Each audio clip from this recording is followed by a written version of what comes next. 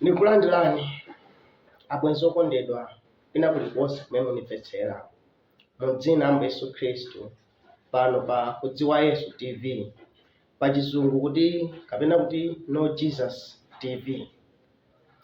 Ine dzina langa ndine Faison Kanyundo kozo mango ndichula kuti m'bale wanu basi ndine m'bale wanu mwa Yesu Khristu. Cholinga chokhazikitsira TV imeneyi ni chakuti uthenga wa Khristu ufalitsike dziko lonse lapansi. Moyo wina wake upeze chipulumutso, upeze chisomo. Monga Yesu Khristu anatilamula ku Marko 16:15 kuti uthenga wake ufalikire dziko lonse lapansi. Ndiye imene ni njira yabwino popeza kuti ambiri timakhala pa YouTube. Ndiye imene Mulungu atipatsa bando imeneyoyo tiye tisamayiwale kumvetsera za mawu ake. Ndiye cholinga chake. Ndiye pa chimenechi musayiwale kupanga subscribe pa channel imene. Pangani subscribe kuti ma video otsatira azikupezani. Ma video amenewa azibwera English komanso Chichewa. Mwakusankha kwanu muzisankha monga mwachilankhulo chimene mmakonda. Cholinga cha channel imene ni chimenechi. Sinkhani ya drama, kaulibe drama, kaulini drama, pano sipokokana ndalama. Chipulumutso ni chaulere.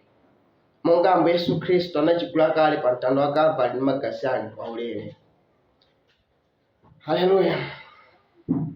Ndiye phunziro lathu la lero tiyamba ni kubuku limene la Yohane. Yohane 3 verse yake ya 16. Bible likuti pakuti Mulungu anakonda dziko lapansi kotero kuti anapereka mwana wake wobadwa yekha kuti Yesu akhulupirira iye asatayike koma akhale nawo moyo osatha. Lero mmene tawerenga apa timafuna ndipo phunziro la chikondi cha Mulungu pa ochimwa. Chimene Mulungu ali abwezi ni chikondi. Ndiye chikhalidwe cha Mulungu chimenecho. Ndipo Mulungu ni chikondi. Kuteroko m'bale wanga Mulungu wanga pamene munimvetserapo mosasamala kuti kaya ndinochimwa chimtundu wanji, Mulungu ameneyo amakukondani. Ndipo chikondi chake chinaonetsedwa kwa ife pamene iye anapereka mwana wake wobadwa yekha amene ambuye Yesu Khristu kuti adzatifere pa mtanda pamene pache chifukwa cha zochimwa zathu. Haleluya. Chikondi cha Mulungu ndithu chimenechi. Ndipo chimene Mulungu anatipatsachi ndi chinthu cha mtengo wapatali zedi. Ni mphatso ya mtengo wapatali imene munthu angalandire pano pa dziko lapansi. Kuposa ndrama, kuposa galimoto, kuposa ndege, kuposa maphunziro, kuposa kutchuka. Ni zina zonsezi zimene anthu a dziko lapansi pano pa dziko amazitchula zazikulu. Chifukwa chimene Mulungu anatipangirachi ni chakuti ife tikhale nawo moyo osatha. Haleluya. Pamene ndrama sizingatipatse ife moyo osatha, maphunziro kama business ni zinazo zingakhale zili zabwino ni malo ake. Sinuti zinthu zini zoyipa.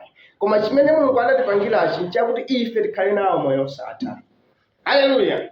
Pozindikira kuti munthu ni wamasiku owerengeka monga mmene buku la Yobu likunenera. Munthu nodzala ndi mavuto obadwa mwa mzimayi masiku ake nowerengeka. Mufune musafune kandi mtundu wanji wa munthu. Masiku akamatha chonchi amakhala akuchotsera. Ndipo limodzi la masiku awo mudzafika pa nzera pa malekezero anse uno. Ndipo pa nthawi imeneyo ndikutsimikizireni lero lino chimene chidzafunika ni Yesu Khristu amene. Ngati simumudziwa muli pa malo angozi kwambiri zedi. Haleluya. Ndiye tiye timudziweni abwezi. Nthawi imeneyo abale sadzafunika azanu aja kazija makonda zija koma chimene mudzafuna ni Yesu Khristu. Chifani yekhaya amene ali chiuka ni moyo. Ndipo akuti wina aliyense amene akhulupirira iye sadzatayika koma akhala nawo chani moyo osatha. Ndiye tiyeni abwezi tiganizireni za chimenechi. Mulungu aliko ndipo Mulungu alibe ni cholinga ni chani ni moyo wanu. Musafe osazindikira cholinga chimenechi. Komanso nthawi tikukhala zinozi ni nthawi zoopsa kwambiri zedi. Mmene Satana ali mdziko lapansi kukopa kunyenga ambiri ni zambiri zake zokopa zakezi. Ndipo Bible tutsoka mtunda ni nyanja chifukwa iwo atsikira kuti kumene oyipayo ali mdziko lapansi, na amene amapangitsa akazi amuna azikhala amene akuchitira, azikhala chichimwire, azikhala muhule, azikhala kusuta, akumwa, azikhala kuchita njuga, azikhala kunama achinyengo. Ni zonsezi zimene akuchitazi. Umene uli ukapolo wa Satana. Ndipo Ambuye Yesu Khristu pobwera pano pa dziko lapansi pofa pa mtanda paja adabwera kuti adzatiphwasulire ukapolo umenewu. Ndeni zosafunika kuti iwe bwenzi langa ulilipo kuti ukhalebe uli mu ukapolo chonchomo pamene Ambuye Yesu Khristu atakufera pa mtanda paja, pamene uthenga wake ukulalikidwa lero lino kuti usweka umasuke mosasamala kuti uli mchitidwe mwanji, kaya uli kuti kwina kulikoseko, koma ini nthawi yakuti ukhozodani ukhozomasuka. Ndiye tichiteni choncho abwezi. Nthawi yatha, masiku tikukhala ni oyipa ofunika tiwombole nthawi yathu. Tiye tidzipulumutseni ku m'bado okhotakhota, m'bado oyipa ochimwa wachigololo ngati umene sungathe kuthawa mkwiyo wa Mulungu, chifukwa Mulungu amadana mtchimo. Mu nthawi ya Nowa anadana nalo mpaka analimeza dziko lonse lapansi ndi madzi. Mu nthawi ya Loti anadana nalonso, ndipo moto ndi sulufule zochokera kumwamba zinagwera anthu a Sodomu aja. Ndipo Mulungu yemweyo akadalibe Mulungu lero lino. Mulungu sanafe, ni wamoyo. Monga anthu amaona ngati kuti Mulungu kulibe, koma ni wamoyo, ndipo amaona tchimo lonse limene lili pano pa dziko lapansi. Ndipo ngati sitilapa abwezi, monga azathu anawonongeka, ifenso tiwonongeka lero lino. Chifukwa ngati Mulungu satero, ndiye kuti akhala wokondera kuti azathu anawononga pa zochita zomwezo ife zimene tikuchita lero lino kumasana tonoka. Koma ayi, Mulungu cholinga chake sichoti atiwononge, chifukwa iye wapanga njira yachipulumutso ku mtundu wa anthu. Ni pamene Ambuye Yesu Khristu anaonetsa chikondi chake kwa ochimwa potifera pa mtanda paja. Zongofunika iweyo m'bale wanga, iweyo ochimwa pamene ulilipo, uyang'ane ukhulupirire ndipo ukhala nawo. Haleluya! Ndi anthu amati nanga ndingachite bwanji ndi ochimwa? Machimo anga ndi otere, ndi osadandaula za machimo anu. Chifukwa anthu tidabadwa mu dziko lakugwa la uchimo ili. Makhalidwe ake ochimwa, zoonera zake zochimwa, china chilichonse chochimwa, sitikanatha kukhala olungama. Ndipo palibe amene adabadwa koyera mtima, mwina Ambuye Yesu Khristu yekha. Koma tonsefe timabadwa tili mu uchimo, tikulankhula mabodza. Haleluya! Ndiye Mulungu amachita kupanga njira kwa ochimwayo, chifukwa Ambuye Yesu Khristu adafa, chifukwa uthenga uli apa. Ndipo tidzidandaule ngati tikana njira imene Mulungu atipangira, pamenepo ndiye pali vuto. Vuto sukhala ochimwayo, koma vuto ndi pamene mukana njira imeneyi. Musankhabe kuti mukhale chichimwirecho, pamenepo ndiye pali vuto. Ndipo vuto limene si la Mulungu koma ni lake, chifukwa Mulungu akupangira njira. Haleluya! Tiye tilingaleni mozama za zimenezi. Umuyaya si chinthu choti khozosinthanitsa ni china chilichonse pano pa dziko lapansi. Ndipo Baibulo kuti munthu sadzapindula kanthu kapindula dziko lonse lapansi koma atataya moyo wake.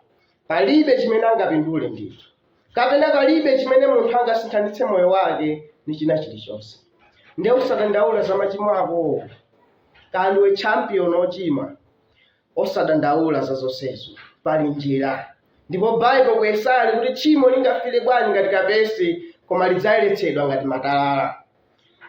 Haleluya! Ndeno nanga ndingachite bwanji?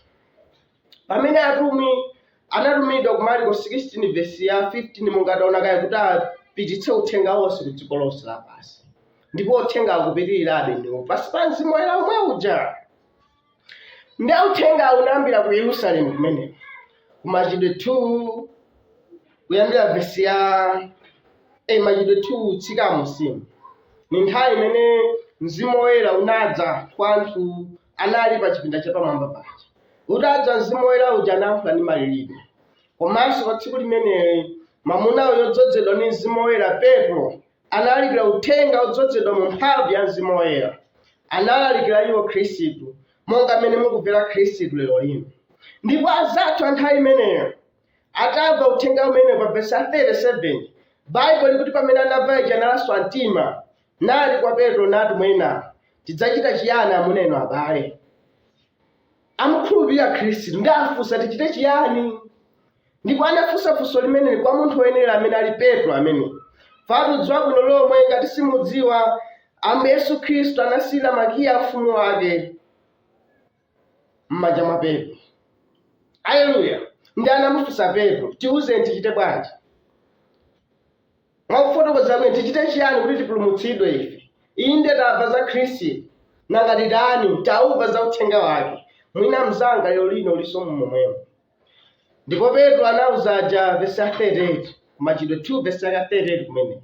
Lapani yense wa inu, mbatizidwe mu dzina la Ambuye Yesu Khristu kuloza kukhululukidwa kwa machimo anu, ndipo mudzalandira mphatso ya Mzimu Woyera. Hali tunimene mbale wanga. Pamene wakhulupirira chimene Mulungu anakuchitirachi, chopereka mwana wake obadwa yekha kuti adzatifere pa mtanda paja. Mene wakhulupirira zimasweka kulapa ndi kubatizidwa mu dzina la Ambuye Yesu Khristu, kuloza kukhululukidwa kwa machimo, ndipo pali mphatso ya Mzimu Woyera. Marko 16 verse ya 16 kuti Ambuye Yesu Khristu amene akhulupirira nabatizidwa adzapulumutsidwa, koma amene sakhulupirira adzalangidwa. Haleluya. Ndiye pamene wachita choncho pali lonjezano la Mzimu Woyera. Amene ali a Khristu na amene ali ngati Khristu. Ndipo amene ali ngati Khristu ali ndi mzimu wa Khristuyo. Chikondi chomakonda adani ngati chimene chidali mwa Khristu muja chili mwa iwo. Kuyera mtima, chifatso, zambiri zipatso za Mzimu Woyera zimene umachita zimakhala zokhala mwa adani mwa iwo. Ndipo iwo ni kuwala na anthu osiyana. Anthu amachitira umboni kuti akuma munthu uja ni Khristu ndiwe. Siungopita chabe kutchalichi. Chikhristu siungokhala membala wa tchalichi, kaya ukhani udindo, kaya vala uniform, koma Chikhristu ni pamene mzimu wa Khristu ukhala mwa ife. Ndipo Aroma 8 akuosa amene ali na Mulungu na amene amatsogozedwa ndi mzimu wake. Ndipo amene ali ndi mzimu wake amakhala kuti adafa ku moyo wa uchimo woyipa wa mdima wa dziko lapansi. Ni anthu oti chikhalidwe chawo ni chakumwamba, na anthu oti adasinthika kwathunthu. Malingaliro awo, mayendedwe awo, mayankhulidwe awo ni woyera mtima basi. Osati kuti iwo ni woyera mtima, koma mzimu umene oloyera wa Khristu umakhala mwa iwo, umene umapanga mwa chisomo cha Mulungu akhala woyera mtima. Amen. Ndiye nthawi yafika yoti moyo wako, m'bale wanga, mlongo wanga, usinthe. Pitiriza kumva maulaliki amenewo, chifukwa Baibulo kuti chikhulupiriro chimadza pakumva mawu. Moyo wako utawusintha. Tiye tigwiritse ntchito nthawi imeneyi. Amen. Mwina ena mukhoza makhala mafunso, komanso mwina ndemanga pa YouTube amapanga, kaya mwina mapemphero apaderadera pa zina zake, kaya pa lodwala, kaya mufunitsitsa moyo wanu utathandizidwa utapulumutsidwa. Ngati mufuna mutatipeza mupaderadera, nambala yanga ni 092616884. Menemu mundipeza ku WhatsApp, ka text, ka phone call. Ambuye akudalitseni zabwino zonse. Ngakhale tinayiwala kutsegulani pemphero, Ambuye atithandize ulendo wotsatira tisadzayiwale, koma titsekeni pemphero. Atate wathu akumwamba, tikuthokoza chifukwa cha uthenga wanu wokoma ngati umenewu. Uthenga wopulumutsa. Mulungu wamphamvu zonse umene takauva, mulole tikakhale ochitapo kanthu. Tisangouva ndi kusiya, chifukwa mwati amene sakhulupirira adzalangidwa, koma lola tikakhale gawo lokhulupirirawo, kuti tikakhale nawo moyo osatha. Mene mu dzina la Ambuye Yesu Khristu pempha zonse chiyamiko. Nikuti mzimu wanu woyera atitsogolere, kuti patsa chikondi cha pa mawu anu, mu dzina la Ambuye Yesu Khristu. Amen.